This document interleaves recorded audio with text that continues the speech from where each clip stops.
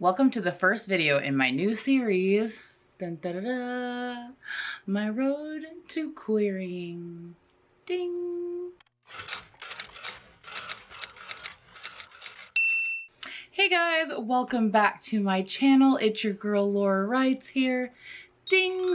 And if you're new here, hi, I'm Laura. I write young adult fiction. I'm currently working on YA horror, and I will be pursuing traditional publishing soon. Hopefully. That's what this video is about. So as I said in the beginning, this is the first video in a new series I'm going to be doing on my channel called Road to Publishing. That's what I called it, right? No, not Road to Publishing. Road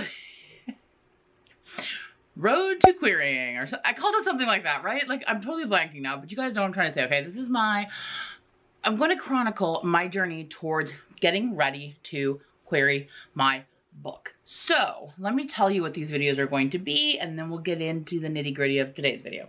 So basically what I want to do is January of this year of 2021, I officially began working on what is now a YA horror, previously a YA contemporary, that I have been working on for a while. But I'm now doing a rewrite, changing the genre, and thus changing a lot of the book. So I'm officially doing a rewrite of this book that began in January of 2021. My goal is to be ready to query it by the end of the year. Now, for those of you who self-publish, that's like a really long time, but for people who do traditional publishing, a full year to write, edit, have other people read, revise, edit, etc., get ready to query and do all that stuff in 1 year might be a little fast.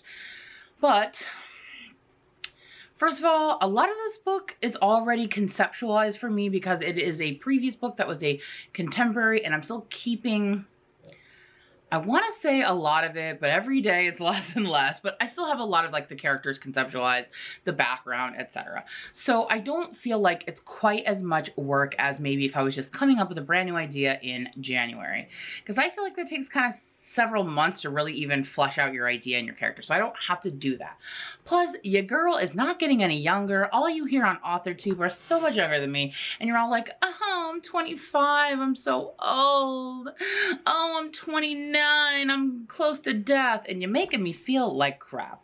So just kidding. It's not your fault. It's society's fault I feel like crap.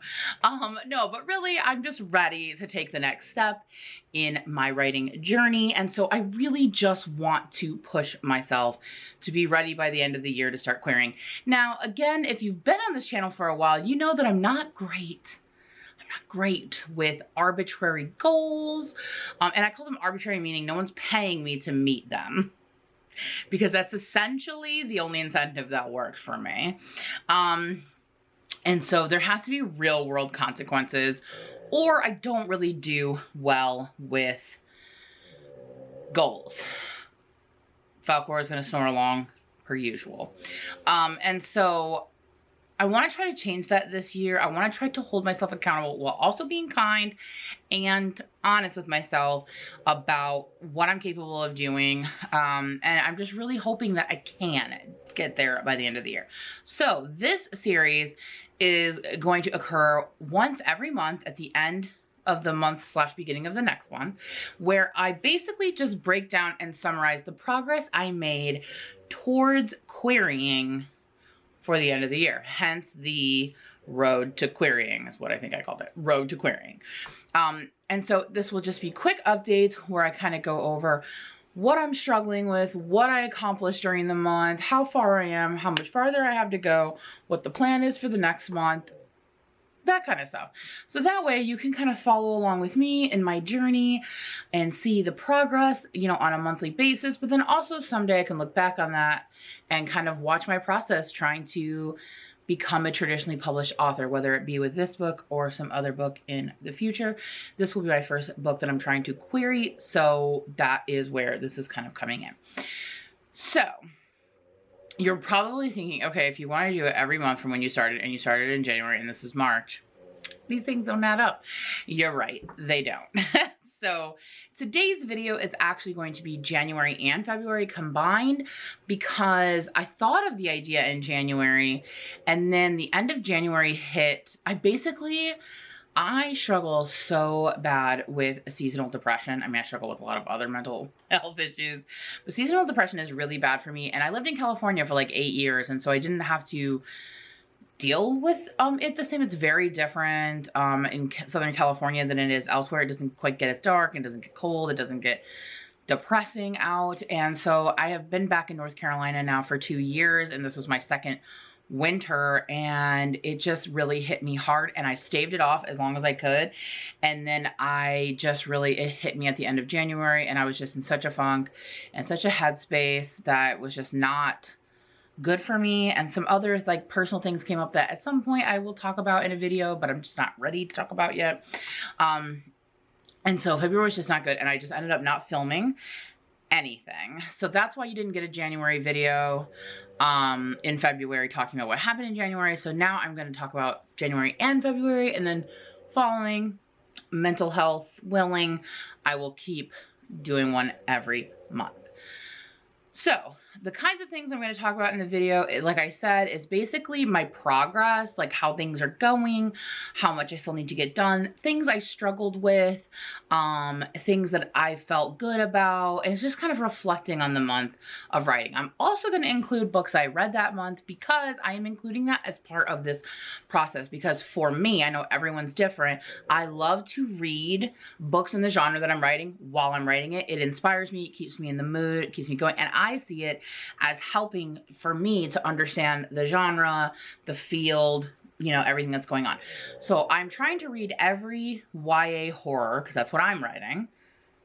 I'm trying to read every YA horror that comes out in 2021. So far I've gotten all the ones that have come out. I just haven't finished any of them yet, but I'm working on it. It's really hard for me to read books in person as opposed to audio these days, but I really want to read all the horror in person just so I can see the writing.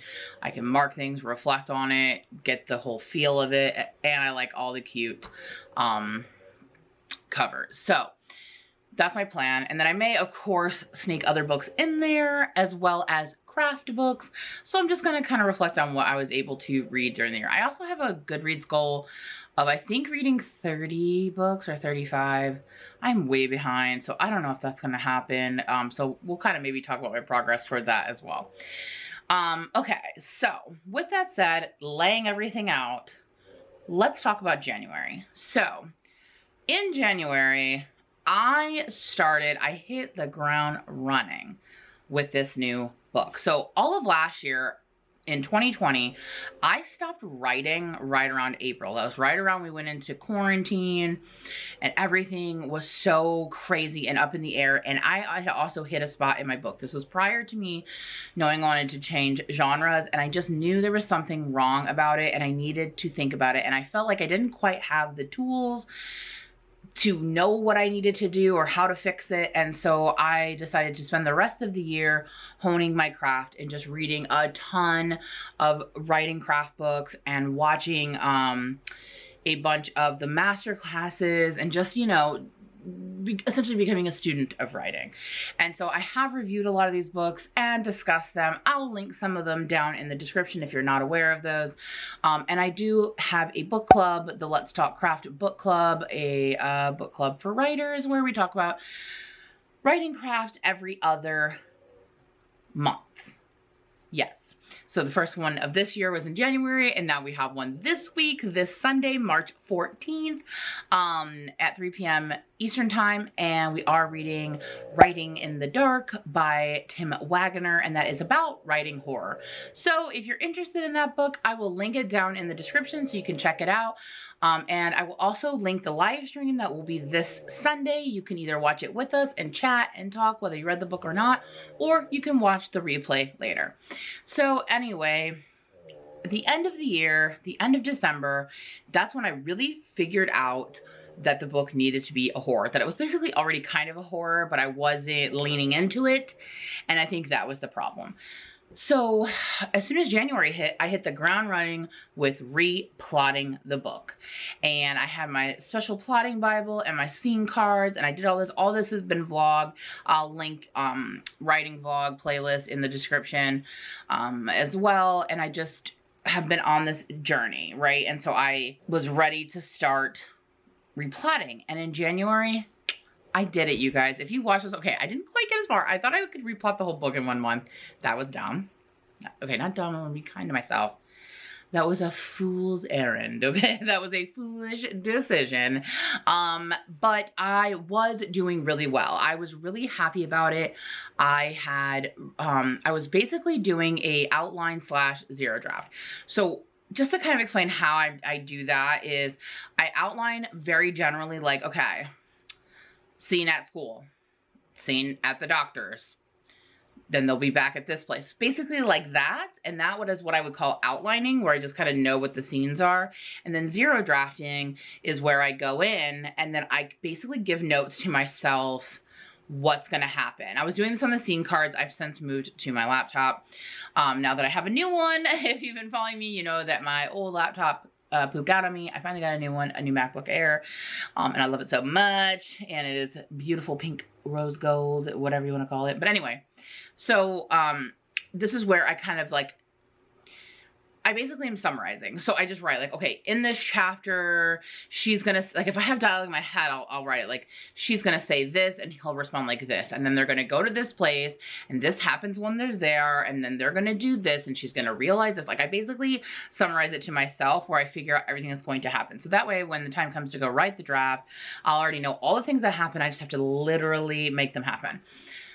So that's what I've been doing. So I kind of go through, I outline, then zero draft, like filling it in, then move on. So in the month of January, I was able to get through the entire Act 1, part of Act 2, and because I'm using the Save the Cat Writes a Novel method for my plotting. And so I got all through Act 1 and then I got to the fun and games of Act 2. So that's what I got done in January and I was feeling really good about it. I felt like I had a good idea of how to change it to make it a horror. I changed the premise. I changed a lot of the stuff I changed. And there were some struggles and I had to do some research to kind of figure out the new goal of the book and the background and setting it all up. And I did a lot of brainstorming with Aaron, my husband, and we got a lot done. So at the end of January, I was feeling amazing about the progress I made. And while it was not as much as I was hoping, I felt really strong and confident about where I ended.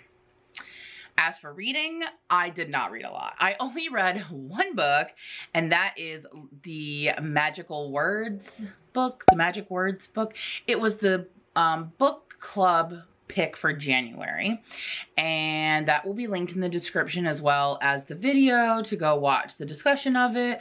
I do have a review of it I need to film. I just haven't done that yet, so that is forthcoming. So if you're not already subscribed, you want to make sure you hear that review, make sure you hit the subscribe button.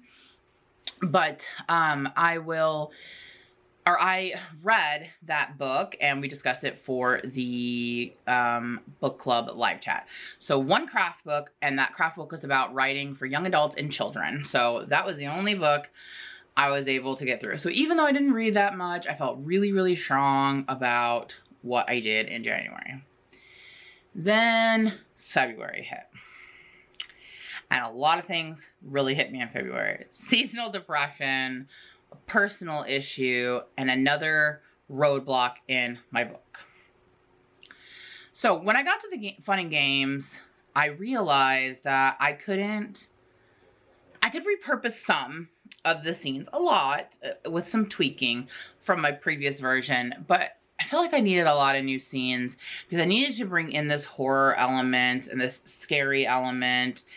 And I couldn't really, from all these craft books I read, especially Lisa Cron, it's like the next chapter should feel inevitable. Like that's the obvious next scene we're going to see. And I just felt like I couldn't come up with enough fun and game ideas. Like they all just felt really random. I'd be like, oh, maybe they could like go to a football game, which is actually like a scene, but for example, and then I would be like, but why? Why did I choose that? Like I just was really struggling, and I already had ideas for like a lot of the other book, but I was getting really stuck on the fun and games. And so that was like a huge roadblock at the beginning of February that really put me through a loop. And I was like, not again. Again, I am hitting a wall with this book. This book is the bane of my existence. But at the same time, I feel it is important for my growth as a writer to finish it. So I took a little bit of time off from like actively working on it and just wanted it to marinate. And I told Aaron, I just need to think about this. I need to take like a break, stop putting so much stress on me. And I just need some time to really think about it. I realized that maybe I hadn't spent enough time letting the new idea of it being a horror marinate so that I can come up with these ideas. So for a couple of the weeks in February, I really just took the focus off of actively working on it and really just wanted to think about the book more and possibilities. Like maybe I could go this way. What if we did this? What if this happens? And then I started looking at some books I've read and things that happen in those, and how could I maybe think, like, use that to think of my own stuff. I started thinking about movies and, you know, all that kind of stuff. And then meanwhile, I did listen to in an audiobook, The Project by Courtney Summers. So that is the only book I read in February. I listened to it on audio. And what I will say is that it was not what I expected. And I'll leave that there. It was a book about sisters. One of them joins a cult and the other is trying to reconnect with her. And so I thought it was going to be like this really interesting, like, culty book, but it was really more about the family drama and the family vibes. And so it just wasn't what I was expecting. So there is that. So then I like read that, listened to that, and right toward the end of February, I'd say maybe like the last week or so, I kind of had another realization about my book. And I realized that while I was getting stuck on the fun and games was that I needed to make some tweaks and adjustments to some stuff in Act 1. And I kind of shifted timelines. Now, when I re-envisioned, why did I do this?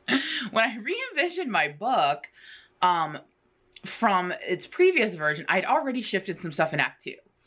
Timeline-wise in my mind, because I felt like what I thought was my midpoint was not, what I had as a midpoint was actually Dark Night of the Soul. Like, it was just all, it was all off.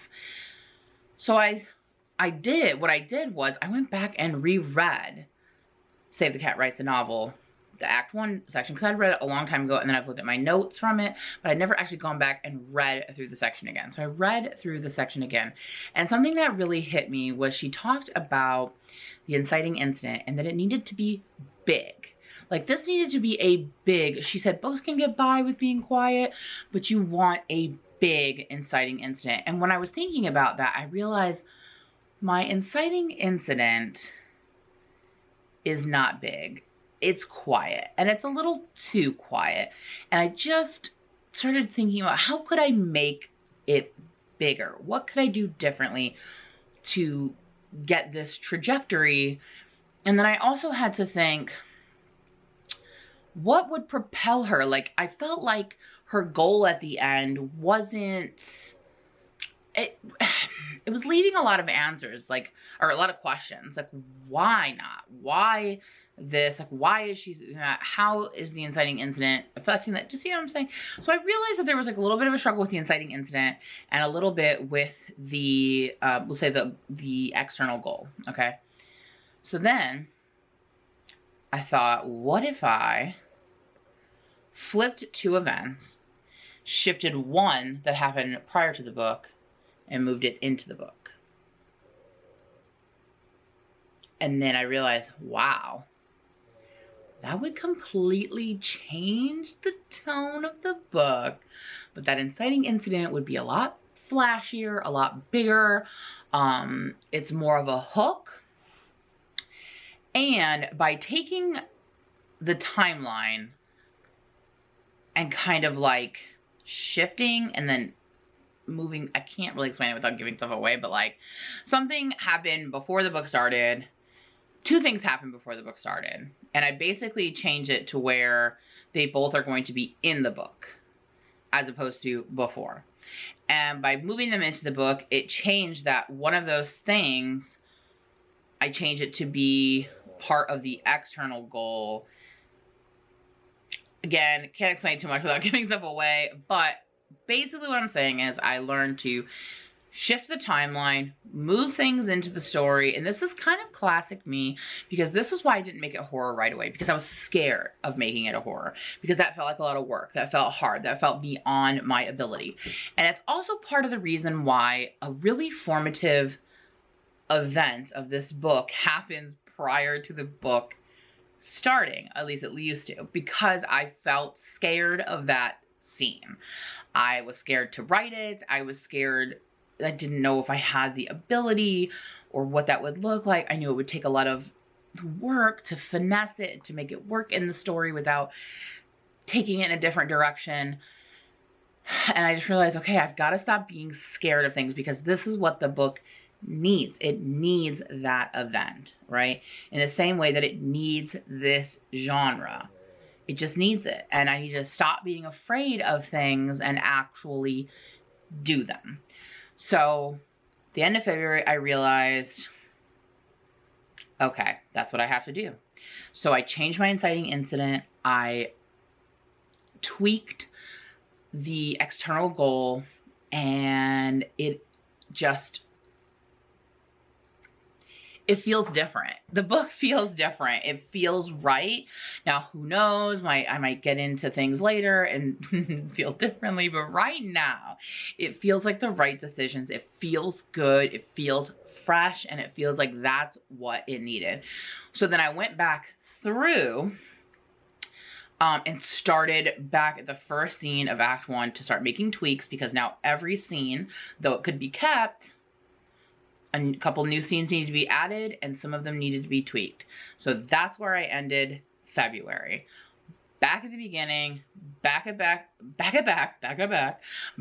Act 1, and tweaking some of those scenes. Now, I'll be honest with you guys, while I'm really excited about this new development in the story, and I feel really confident about where it's going, we have to look at the past as precursor, right? And that makes me nervous, because I have changed Act 1 so many times. This has happened to me now 3 times. This is the 3rd time of this book that I have gotten to the fun and games and realized I needed to go back to the beginning and redo all of Act 1. And I'm scared of this being a pattern. I'm scared of it being something I'm doing psychologically to avoid finishing the book. I'm afraid I'm going to be stuck in this loop of just like writing Act 1 all the way to fun and games, starting back over, writing all the way to fun and games, starting back over. So I really don't want that to happen in March. Now, I'm not going to reveal anything that's been happening so far in March. You're going to have to wait for that video in April. What my goal is for March, I will say that when coming into March, when March started, was I wanted to, and I want to, finish the outline/0 draft of the entire book, which is now a lot, knowing that I started back over at Act 1, by the end of this month. And the reason for that is I would love to do the first draft for April Camp Nano. Now, part of that is because I love the momentum, the energy, everyone's back in it, ready for 2021, and I could have the focus and the energy that I need to start drafting. Also, the only time I have ever written 50K in 1 month was never during a Nano month. It was during April NaNoWriMo, like Camp Nano of 2019, the month I started my AuthorTube channel. So I had so much crazy energy, support, excitement coming from the AuthorTube community and working on my book that was what propelled me to write 50K and finish the first draft of this book when it was a contemporary. So I kind of like that this April is kind of like the 2-year anniversary of me starting AuthorTube, of me like doing 50K in a month of working on this book. And I really want to have like, I want to try doing a 10K day. I want to try to do another like 24-hour write-a-thon to see how much I can get written in 24 hours, like all kinds of like fun stuff in April to keep myself like working and doing things. But I'm nervous that I'm not going to get all of it drafted out, or like 0 draft, by the end of the month. So that is where I'm at the end of February. It is now mid-March. It's not quite mid yet. It's getting close to mid already, which is going by so fast. So yeah, so that is my wrap up towards my journey to querying. I am at March, almost the end of Q1, where I wanted to be ready to give books to betas.